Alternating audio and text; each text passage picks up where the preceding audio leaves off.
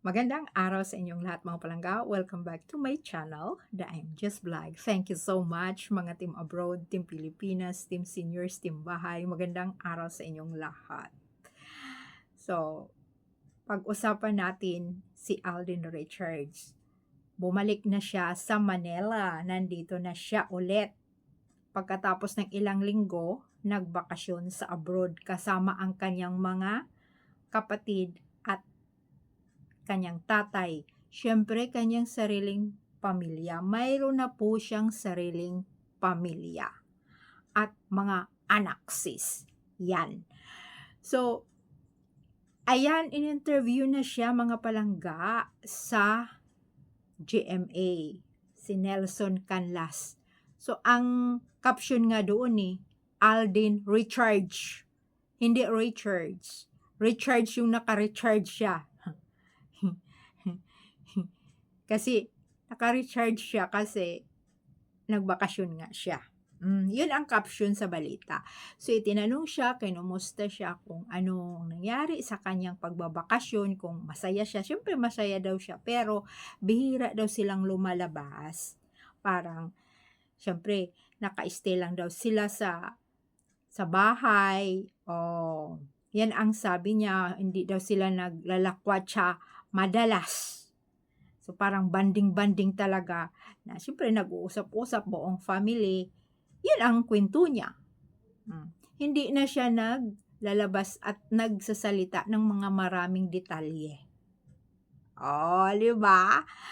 So ito mga palangga, mayroon akong naalaala noong tanong na si Nelson Canlas din.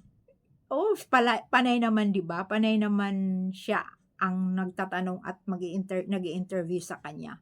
Tinanong nga siya doon, maalala ko yung bakit ginawa niya yung kanyang love life na pribado. Bakit pribado yung kanyang love life, yung kanyang siyempre buhay pag-ibig. Ay nako, yan na nga, naulit-ulit talaga niya na yan na nga lang daw ang natitira sa kanya. Save na daw niya yan, sinisave daw niya yan sa kanyang sarili. So parang, di ba mga palangga, clue na yun. Bakit kaya ayaw niyang magsasalita doon sa pag-ibig na yun? Pero noon, siyempre no, hindi pa nga masyado pang maluwang noong may aldab pa. Alam na natin yun. So, ito na nga, na tinatago na nga niya, yan na nga talaga magiging pribado. Kaya siyempre, respetuhin na lang natin yan.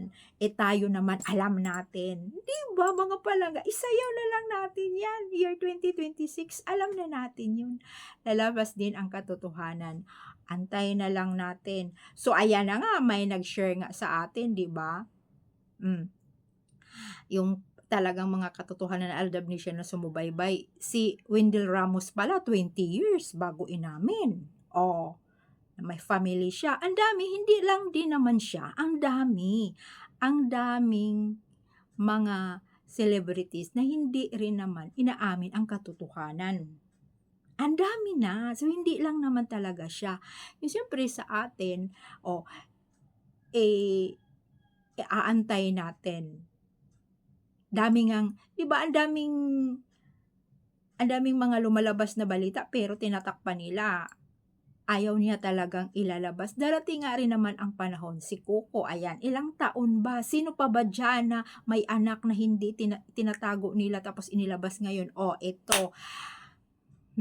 Sa mga siyempre nandiyan si Main sa Itbulaga.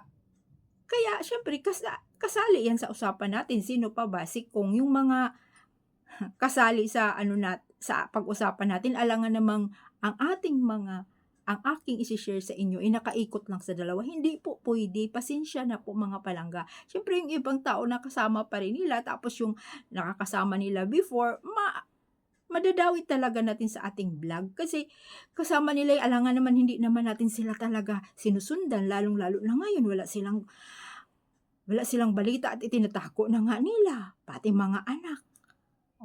Pero darating talaga ang panahon na mabubunyag yun, hindi naman mawala. Ito na nga, sa pagtatago, yan na nga nailabas na ni Wally Bayula. O may pictures na naman na nagpunta ng Japan. Dalawa pala ang anak niya, lalaki, babae. So naitago yan ng ilang years, mga palangga. Yan na nga, mayroon nga diyan sa Kababalaghan, sa Itbulaga.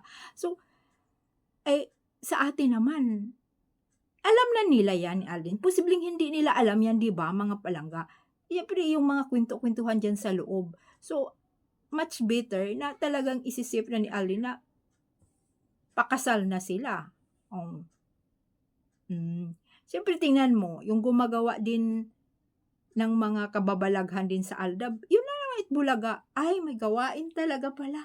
O tingnan mo, nailabas si Wally, may dalawa, dun si Jose din may dalawa. Tapos yung mga dancers ang mga natuluyan nila, ay natuluyan daw, katuluyan sila ng mga dancers. Mga bata pa yung mga dancers. O, tinatago nila.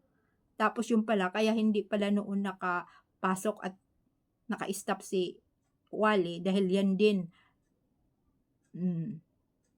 Ang dami diyan lang pero tinatago nila yun. At kung malakas ka, hindi ka nga matanggal. Sorry, yung mga dancers pala ang nabingwit nila. Tapos may mga asawa pa pala sila yata. May mga asawa pa ata that time sila, may kinakasama or hiwalay na. Pero hindi nga rin natin mahusgahan sila, 'di ba? Kasi ang pag-ibig nga naman, sabi nga may isip ka din na dalaga ka tapos nagustuhan mo, na in love ka sa may asawa, parang sino ba ang may kasalanan? Hindi ba tayo pag kay dalaga tapos sisonggaban mo yung may asawa na? Tapos sasabihin nila hiwalay na that time. Hindi natin alam kung nagkakalabuan lang tapos alam nyo naman, lumabas na yung mga baho nila, hindi nga matago talaga. Ayan, dalawa na palang anak, ganun din pala si Jose. Natin din alam na kung lumabas na noon, kasama na, kasi ang Itbulaga, mga palangga, tinatakpan talaga nila. Tinatakpan talaga nila. Ngayon lang natin talaga yan, ako ngayon, talagang grabe no, pag loyal ka dyan, kahit na hindi na maganda, tatakpan pala nila. So, ayan na nga, Helen, tulad ng natin at isama na nga natin sila Alden at Maine, ano ngayon na pinaghiwalay, ikinasal yung babae, sila ang plano nila yun, mga palangga. Plano talaga. Kaya naisip ko, lahat pala talaga gagawin ng Itbulaga. Basta gusto nila yung host or pag sumusunod ka lang at syempre gusto nila na hindi sila magiging mababa yung kanilang ratings, na ayaw nilang magwatak-watak o alisin yung Itbulaga o wala ng Itbulaga. Talagang tatakpan nila. Basta lang sila makapagpalabas ng mga kwento na walang nangyari. Pero madumi na pala ang kanilang ginagawa. Kaya, ay nako, pag-isipan na lang natin, huwag kayong mag-alala, mag-asawa na yun si Alden at Maine, tinatakpan lang din ng Itbulaga dahil sa loob ng Itbulaga ay marami palang mga kababalaghan na nangyari dyan. Ang daming nagsisilabasan. So, thank you so much mga palangga. Yan lang po ang ating share sa inyo. Bye!